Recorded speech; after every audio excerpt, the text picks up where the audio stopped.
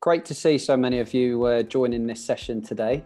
I'll begin by saying welcome. I'm Jono. I'm Head of Global Marketing here at Learning People. Really excited about this session today, moving on up in project management. So for the next half an hour or so, we're going to discuss all things project management with our expert career consultants. We've got a superstar student, Geeta, who's got 10 years of experience within the industry. So we're going to be asking Geeta some questions, and thanks for everyone that sent in your questions as well. So we'll get through those towards the final part of the session. So I hope you benefit from this. Project management really needs no introduction. It is one of the most in-demand industries in the world and in the UK. There's a couple of stats that I pulled. The industry contributes to £156 billion in the UK economy, which is more than marketing and financial services.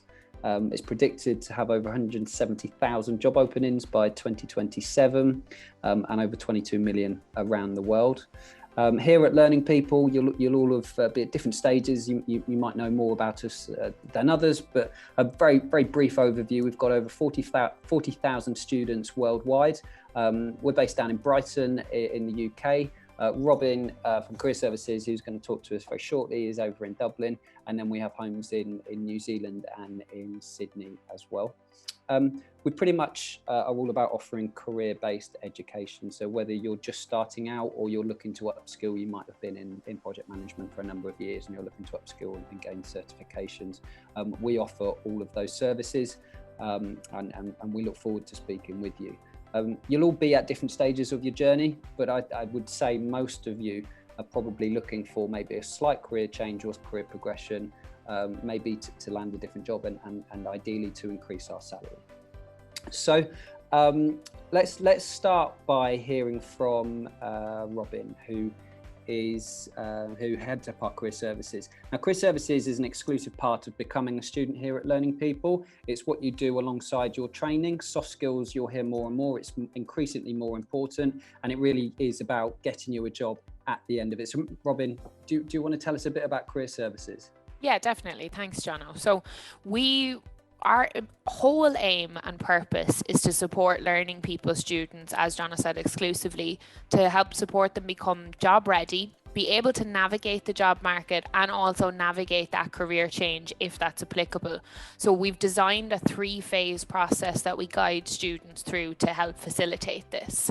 So the phase 1, it's all about building your professional brand, right? Helping you become a credible candidate as you approach the job market. So we give you a lot of guidance on researching the industry to really define your direction, which area within project management that you're looking to get into, and support with updating your CV, your LinkedIn, and your cover letter.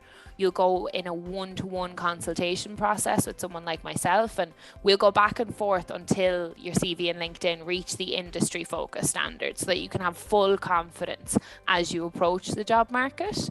And that's what we do in phase 2. So we give you guidance on applying for jobs, approaching employers, and working with recruiters.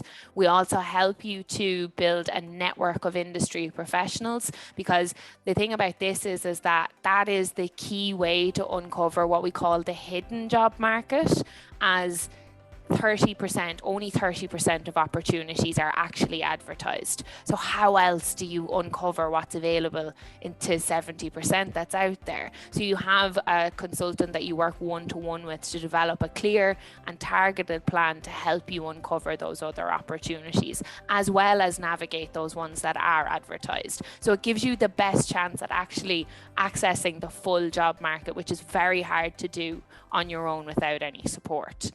Our phase 3 process is fully focused on interviews. We do really intensive interview prep calls. We do mock interviews, presentation practice and the like. And we'll also help you navigate that sometimes awkward salary negotiation conversation and the job offer process as well. Overall, you've kind of got a right-hand man in terms of support of anything that is career related, and the support is available to you all the way up until you start your new role. And we also do workshops as well. So we'll do monthly workshops where we bring a lot of students together and really focus in on a couple of key items that are, trending and kind of common as issues in the job market. So something we did recently was dealing with rejection and how to stay motivated. And we also did job search planning as well. So these can be integral to moving towards the job market for a PM role. Yeah, and those workshops have been really effective. Students, the feedback has been fantastic, and obviously it really helps support their journey into a new career. Thanks, Robin. Robin's going to answer some of the questions throughout this session as well. Let's hand over to Matt, who is our project management team manager, who has a wealth of experience, and then Alex as well joined us as a senior career consultant to answer questions. Matt, do you want to tell us what you need to hear? Tell us what we need to hear about project management. Thanks, Jono. Yeah, I mean, brief introduction. Like I said, I head up the project management team here at the Learning People, and my role, I've been with the company now for 9 years this summer, and over the course of that 9 years, I've probably seen more changes to the field of project management than most people would have seen in 30 years. It's been pandemics, it's been Brexit referendums, it's been recessions. It's the impact it's had on the project management profession has been monumental, probably arguably more so than most other fields. And my job is to help the team navigate you through the process of your certification path and then in turn your career path. We will have hundreds of people come to us every week, like yourselves, looking for guidance on what course is relevant for them, what career path is relevant for them, what industry they're looking to go into. And it's mine and my team's job to just sort of help you navigate that with one-to-one specialist advice. The team itself has got a well over 50 years combined experience in helping people at all different stages of their careers, whether they're completely entry level, whether they've been doing it with cross-transferable skills, or even right the way through to the point where people are looking to take the step into consultancy work. The common theme is what is relevant to them. So me and my team, that's our job to help guide you through that. But the best thing I can say is it's never been more accessible as an industry to get into. Project management has never seen so many opportunities. And the stat that continues to blow my mind is that apart from nurses and HGV drivers, project managers are the most in-demand professionals across Europe and specifically the UK. So yeah, that's a bit about me and my team's role. Delighted to have Alex join us today. I really am. Alex is one of our most popular consultants on the team and with the students he speaks to. So Alex, do you want to introduce yourself? Yeah, brilliant. Thanks for that. So yeah, I'm a career consultant here at the Learning People. So essentially my job here is to make sure that whatever pathway we look for each individual student is the right one for yourself. So each student will be very different. I think that's the great thing about what we do. We speak to people with no experience, people with 10, 20 years experience. So we're here to really make sure that whatever you're looking for, whether that's progression, higher salary, we're going for the right option. I think what to really add is just to echo what Matt said is there's never been a better time to look to get into the industry, and that won't change. Project management is very much in demand. It will stay in demand. You've got economic growth. You've got all different kinds of factors that affect the amount of projects that are currently taking place. So whether you're looking at serving your career or starting in project management, it's a great time to get into it. Thanks, Alex. Thanks, Matt. Right, so I love these sessions because obviously my job in marketing is obviously to promote our services to everyone, and then to promote our services for people to enrol with us, go through that journey, and ideally land a job at the end of it. And Geeta's extremely experienced, over 10 years experience in industry, working within operations management in the retail sector, working for Arcadia and also Swarovski, I think it was pronunciation, for the jewelry company, and now really exciting role, project manager in the Ministry of Justice. So Geeta, thank you for joining us today.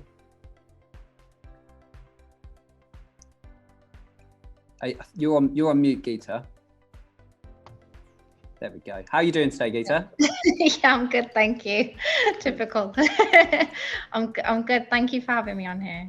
Well, no, you're absolute pleasure to have you. So for the next 10 minutes or so, I just want to talk to you and hear about your journey. And maybe if you could just start by telling us about why you chose to get into project management in the first place. Yeah, sure. So as you mentioned, I worked for predominantly in retail, in fashion sector, but it was more an operational role, and my expertise was more stock control. So it was a great role, but it was niche, and I felt like there was only so far I could progress. But in doing those roles, I started off supporting a number of projects and then went on to manage my own projects. So when I say that, I just mean taking the initiative, seeing that either the organization needs something new in terms of a new tool, or actually there's a process that perhaps needs changing. So just having conversations, putting a business case together, very rudimentary one, and then just supporting and actually managing them. So I really enjoyed that aspect, because you get to see it right through. You get to see the start of a project all the way right through, and then you actually get to work with so many different parts of the organization as well. So that being said, I did the projects but had no certification, and then I actually went and had a 3-year career break due to personal circumstances. So going back into work, it was kind of, do I go back into the same niche roles, or do I just start again? And project management was just very much there for me, because I thought, I've done it, and to Matt and Alex's point, it's the best time to go into it because it's ever growing. So I did a lot of research, attended a lot of your webinars, and then thought, I'm just going to jump in and do it, because I feel like with the transferable skills as well, whether you actually go into a project manager role or any role, it's just really beneficial, I think, for an organization to have somebody who has that skill set. So that's kind of why I jumped into it, really.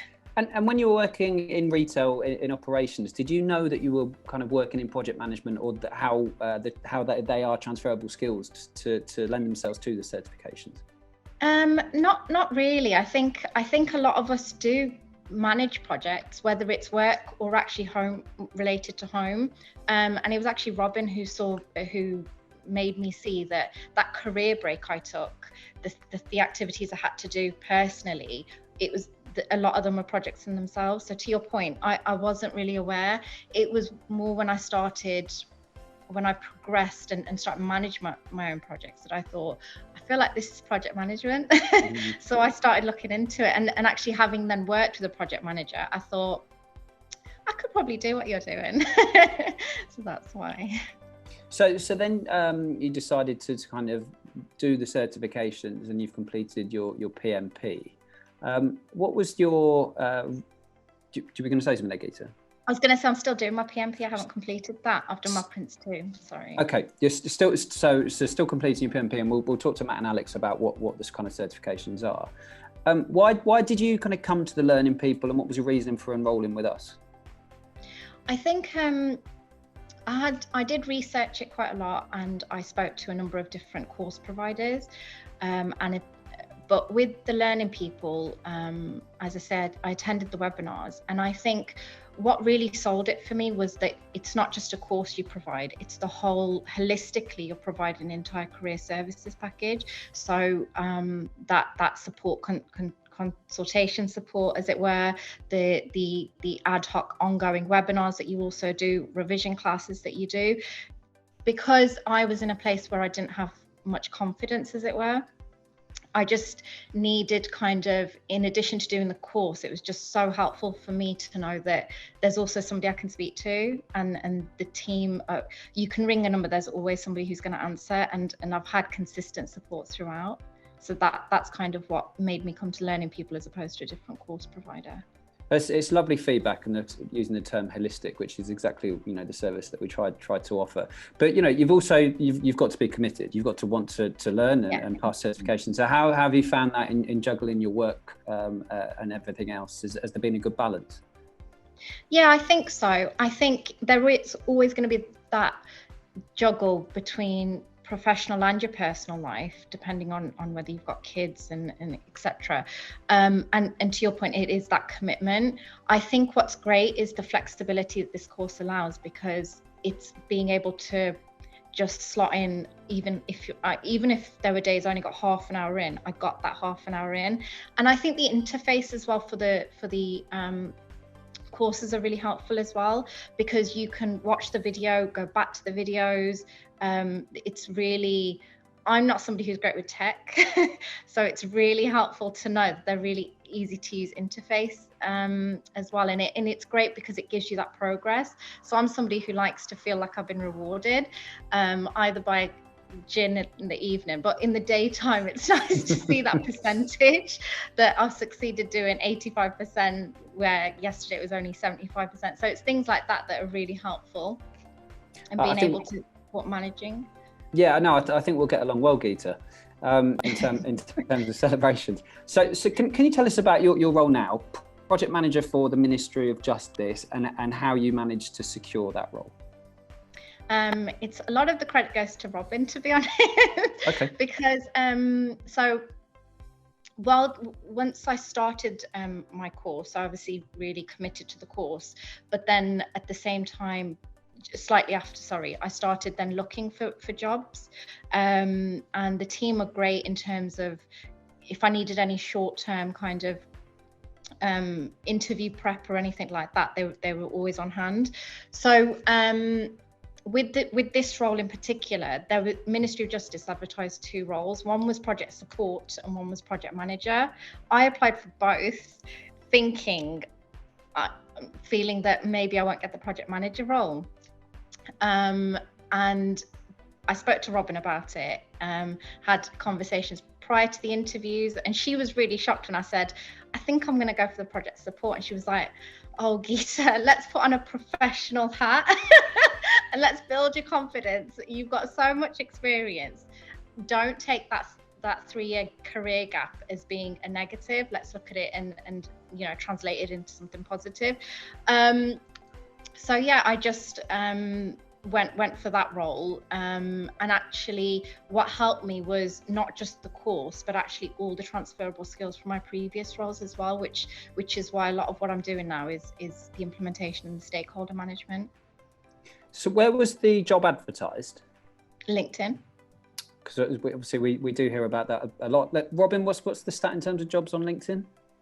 It's not just LinkedIn, it's like advertised online. So they say only 30% of available opportunities. So there's many kind of hidden, elusive jobs that you have to kind of uncover through various different methods rather than just applying. That's kind of the science behind it. And what was the interview process like, Geeta? So it was supposed to be 3 stages, but I only had 2. So the first stage was just a conversation with 3 panel members, and they were all those competency-based questions. So which as Robin knows, I absolutely love. So I had that, and then thereafter it was with my now manager. It was more of a casual, more of a kind of, just talking about my behaviors, my experiences and things, and what I can actually bring to the table now. But it was great because actually, again, from speaking to the consultants, it was the way in which I took it was, as opposed to them interviewing me, it's a conversation about whether I fit, but also whether they fit for me. Thanks, Robin. So it was really great. And then I got a call the next day actually to say I've been selected. So. Well, massive congratulations. You must have felt the interview was progressing well at the time, and that I think so. Yeah. And so was it face-to-face or over Zoom? No, all my interviews were over Zoom or some AV platform. Yeah. Did that feel alien? It did, because back when I last applied, it was all obviously going in. So it was a little bit. What I was concerned about was getting my personality across, if you will. So that was kind of my main thing. But I think it worked. It was, well, obviously it did.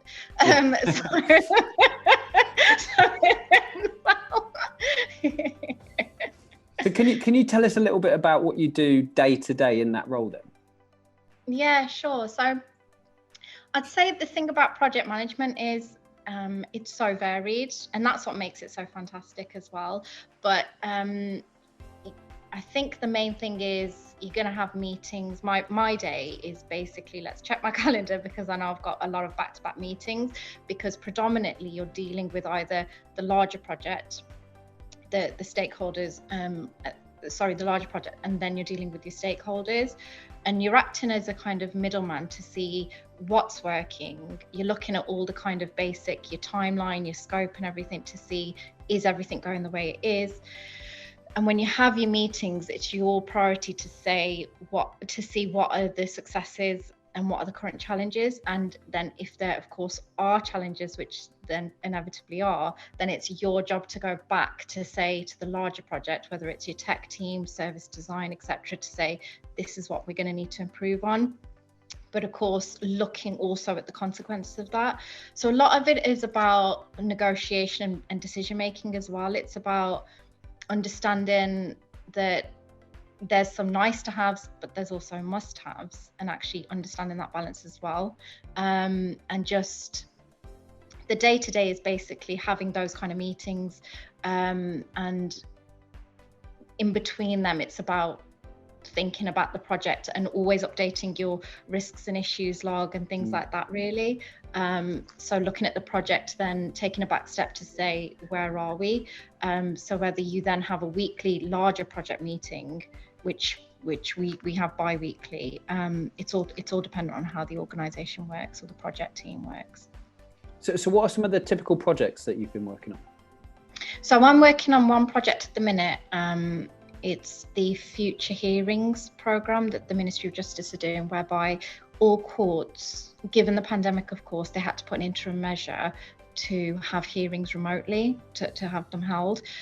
So they were using platforms such as Zoom, Teams, BT Meet Me.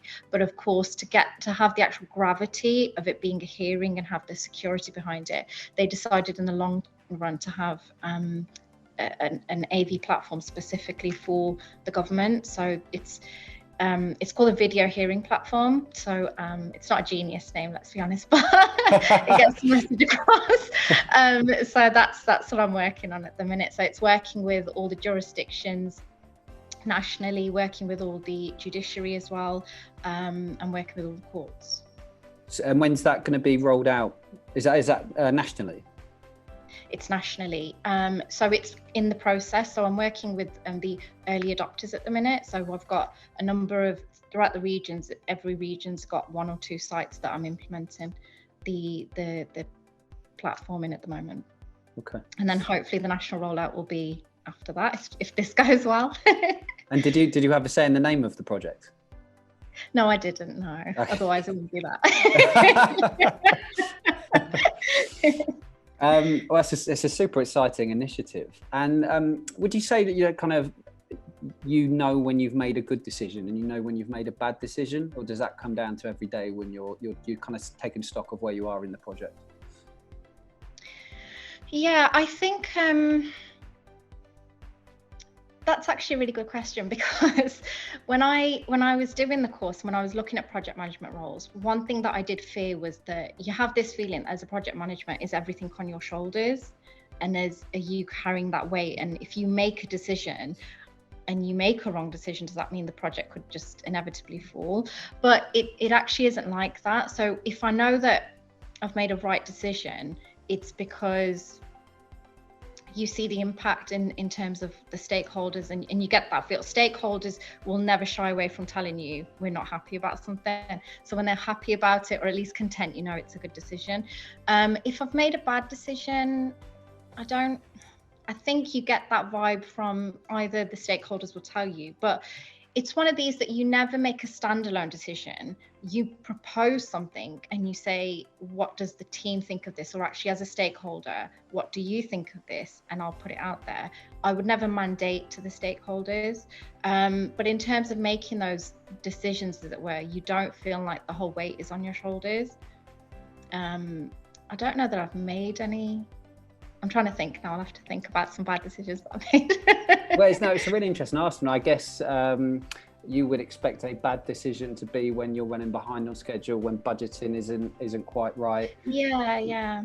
But there's obviously lots of other granular little decisions that you'll be making day to day, won't you, that could lead the project astray. And I guess that comes down to your training kicks in to help you make the right decisions. Yeah, no, definitely. And to your point, there's so many granular details as part of a project that change management is always happening, which I wasn't aware of. But thankfully, again, it's not just something that's on your shoulders alone, it's the project itself.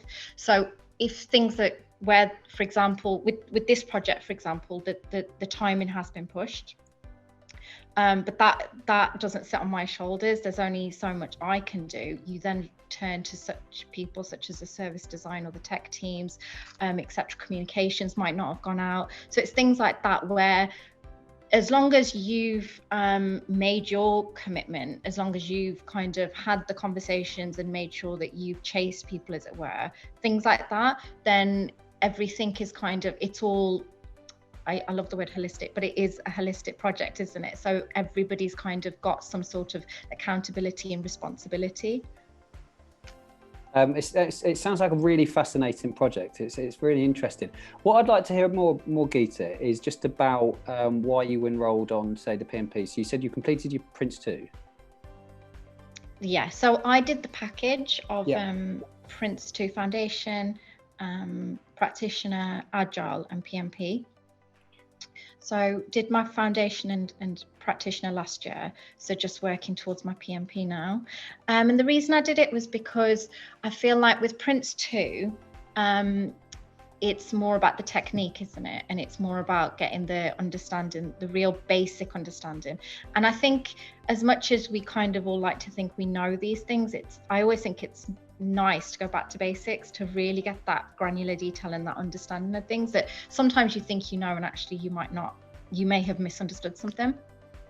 So that was helpful in that respect. But the PMP is really interesting because I feel like it really looks at the flexible things of project management, the management, the communication with people, stakeholder engagement and all of that. So that's kind of why I chose it, because to kind of, I think, further my career, I think that would be more supportive in that respect.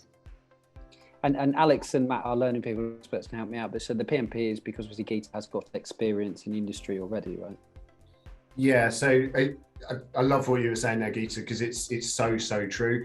The way that we often explain to people is that Prince will teach you how to plan and run the project, but it doesn't actually deal with the day-to-day human elements of being a project manager.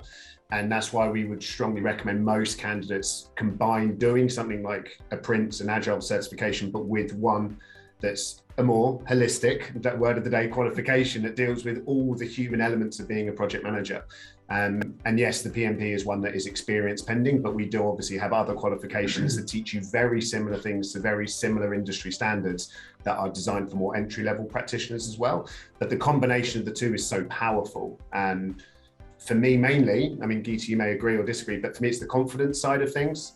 You know, anybody can learn Prince methodology, anyone can learn Agile, but it doesn't give you the confidence to know that you are a good project manager. You haven't been aligned to best commercial practice.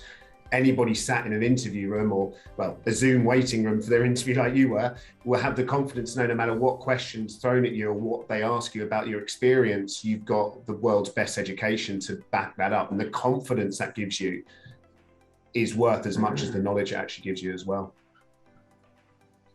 Shall we? Thanks, Matt. Shall we? We'll answer some questions that everyone on the session has sent in. So the first, and this is an open forum, so Geeta, please feel free to help out and answer. This comes from Mark. What are the most popular industries in project management at the moment? Maybe Alex, if you start with that. Yeah, definitely. This is a question that we get quite frequently on a consultation, both from people with experience and without any experience. And you can look at it in two different ways. You can look at it, okay, how many jobs are out there in the sectors? And if we look at, say, an APM report, the Association of Project Management, who are the chartered body in the UK, you're looking at really construction, energy and utilities, central and local government, transport and logistics, education, healthcare, and IT really is the biggest sectors. Geeta is a great example there, that you don't always go into a sector that you initially planned, and that's not a bad thing. You know, I wouldn't really worry about that. The job role really stays the same, apart from probably the odd exception like IT. So when we're looking at that initial conversation and seeing which certifications will be best for you, this is definitely questions that we'll run through. I think something for people to consider when they're looking at industry, and yeah, there are ones that are bigger than others. You've got to look at what do you want from the job role itself. Because if you're working in construction, that is very different to working in IT. So you've got to ask yourself, do you want to work at home Is that important? Do you like being in a team? Do you like being around people? And those are kind of answers that will give you which sector would be better for you, rather than saying, okay, construction's the biggest, let me just go straight for that one. Geeta, are you working remotely or in an office?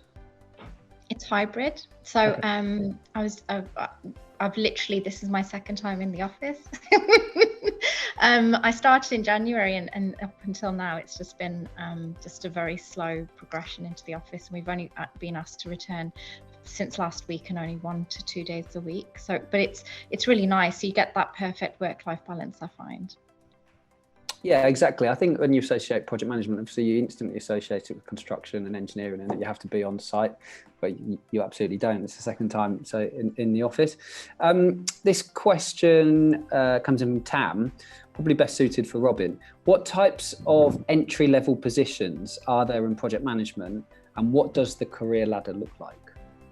Yeah, this is a really good one, and it's something that I do come across quite a bit with students. Like, part of the beauty of PM is not only does it exist in all industries, but there are so many different levels at which you can enter the industry. And sometimes people get really overwhelmed and worried, thinking, oh my God, I need to be a project manager. You know, Geeta kind of touched on this a little bit, when actually that's probably the most senior level, right? So where you would start off is project administrator, project support, that kind of thing. And then you go to your more mid-level, which I find that a lot of people who are career changing like to go with these following titles: is project coordinator, assistant project manager, junior project manager.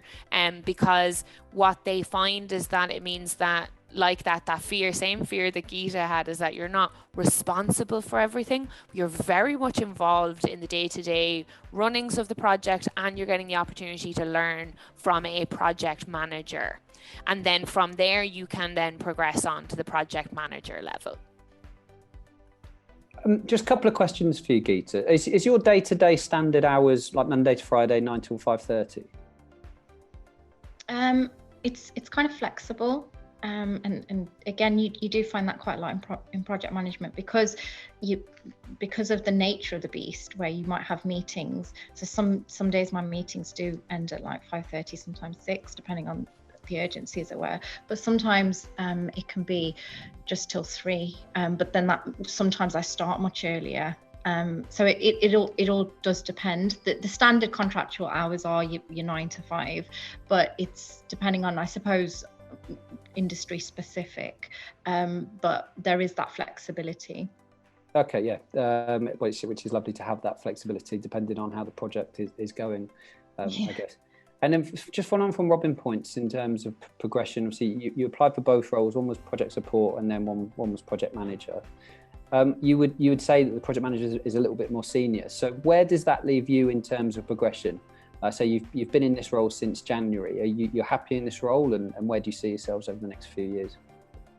So at the minute, because I'm still doing my PMP and I'm still finding my feet in this role, as it were, so I'm kind of comfortable in kind of progressing as a project manager. Once I've done my PMP and once I kind of feel more settled in this role and this industry, then I think it would be good to look at other industries, or if I'm happy in this sector, to look at that progression in this sector. So the one above myself would be your senior project manager. Thereafter, you got your program managers, so things like that, really. But at the minute, I'm still kind of learning.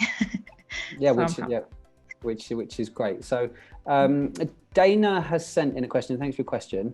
What are the most important skills to have when you move from a junior project management role to a more senior role? Maybe Alex, if you answer that one. Yeah, definitely. And this is a really important stage of most people's career when they're looking for that next step. So naturally, you're looking at a lot more of those management skill sets, a lot of the skill sets Geeta's referred to. So problem solving, you're going to make a lot more of decisions that will impact that project. As a project coordinator, potentially even assistant project manager, those decisions won't impact the project as much. So you need to make sure that you can deal with those problems. You've got to be organised, especially if you're managing a team and you're working towards deadlines.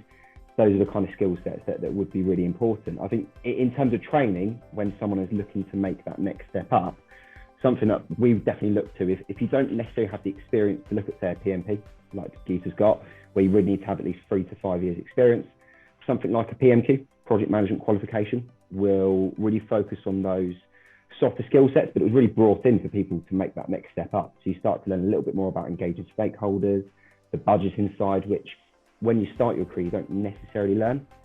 Something that I really like that Geeta said as well is change management. So if you can have those skill sets in dealing with change in an organisation or a project, that will really help you make that next step up, because it falls on your shoulders a little bit more. So certification we offer is the APMG Change Management Foundation, and you don't have to have any experience to do that. So lots of people who might change their career or be at the early stages still something very useful to get well versed in, because you can implement that in your roles and as you progress up the ladder as well. Great, thanks, Alex. I'm just conscious of time. It's been a great session. So the final question from Shreen, maybe Matt and Robin can help with this. I have been out of the job market for 10 years to look after my family. Would I be able to get a role in project management with such a gap? Yes. Yeah. is probably the most simple answer to that. I mean, you're looking at a situation where, well, you could argue that looking after a family is the biggest project of all. That probably has involved a fair amount of homeschooling as well over recent years. That's probably the most difficult project management anyone's ever undertaken. But the simple answer is yes, you can. And I think we've spoken quite a lot about transferable skills on this session. I mean, Geeta's story is very familiar compared to others. You know, you have a wealth of transferable skills which you can take from any employment you've had, any personal situation you've had. If you align them to a project management certification, of course you can. It's such an in-demand industry that those that have shown the dedication and the willingness to learn and get themselves certified are able to open doors far more easily than they probably anticipate. I mean, Robin, you'd probably support me on that. Throw in the mix of you guys' services. There's absolutely 100% you can. I wholeheartedly agree. Like, I think this person, all you're missing now is the certification, because with the knowledge that you gain through the certification, that then allows you to understand how your skills transfer to what is required of you in a project-based role. So that's all that you're missing. And like that, you'd have the likes of support of myself, which I did with Geeta, you know, to help you showcase those transferable skills from that personal experience that you've had and professional experience. So Geeta, what would you say, or what advice would you give to everybody on this session who's looking to start their journey in project management? I'd definitely say just go for it. I think it's genuinely been life-changing. I don't say that lightly, in terms of, because it wasn't just the course that was offered. As I say, I did look at other course providers and stuff, and I could have gone with them, but because it's the whole career services that you as an organisation provide, I have consistently received support, encouragement, confidence, and it's that balance, isn't it? Like you said about that commitment, you have to, as a starter, have the commitment to want to do it, but because the flexibility that the course offers, and again, it's that the fact that it's so easy to reach your team as well, in terms of, I've got an issue, I've got an interview, I'm really struggling, or in terms of just the course, I'm not a tech person, so sometimes when I wanted to look at something on the interface or the revision guides that are there, I just picked up the call and said, I know you sent me a link, but can you just help me on the website? And I was never made to feel silly or anything, you know. So I genuinely just say do it, because you have, even if you just put that half an hour here and there, or if you do have just a bulk hour, 2 hours at the weekend or something, it's you'll find that you're able to do the course quite quickly. That's what was surprising for me, was actually it wasn't something that, especially with the PRINCE2 stuff, it wasn't so in depth that I felt like, oh my god, I've got so much to do. As long as I put that time and set that time aside for myself, I always just felt like it was a very kind of breezy kind of course to do, if you will. And that's not based on my experience, that's genuinely, you know, just the course itself. Well, honestly, it's been great hearing your journey, and I'm sure you've inspired lots of people on this session. Final question, then, would you say it's been worth the investment? Yeah, 100%. It definitely has. and just to say as well that it's been such a short kind of turnaround for me, where I was this time last year. If you ask Robin, when I hadn't even started the course this time last year. No, I hadn't even started. So given that within the year where I've got to, genuinely personally and professionally, I just feel really proud of myself, and I'm genuinely grateful to your team as well. So yeah. Well, we're proud of you. I think I can speak collectively from everyone at Learning People. So well done to you. Please stay in touch with progression. Obviously, everyone will be at different stages of who you've contacted if you've had a career consultation. Matt, would you just maybe say what needs to happen from here if people do want to speak to us? Pick up the phone is the simple answer to that. You know, you'll all be at different stages of your inquiry and your journey. I think Geeta is probably one of the most inspiring people we've spoken to, as someone that was once in the same shoes as other people on this webinar that were thinking about, do I, don't I, what do I do next? So if you're not having consultations at the moment, leave your details on our website, get in contact with our team, and we'll reach out to you in the next 24, 48 hours. If you are already in that consultation process, you know, just continue speaking to whoever it is your consultant, be it Alex, Jenny, Martin, Kit, Sam, whoever you are speaking to. Continue that journey, follow it on through, and make that the best informed decision you ever could do. That won't always involve enrolling, but as long as it's a fully informed decision where you've answered all of your questions, then you've made the right decision for you, and that's the most important thing at the end of the day. Great, thanks, Matt. Right, thanks everyone for joining us. We look forward to speaking with you very, very soon. We're going to go and get some lunch. The sun's just come out in Brighton. Alex, thank you. Matt, thank you. Robin, thank you over in Dublin. And a huge thanks to Geeta. We look forward to speaking with you all soon. All right, have a great day, everyone.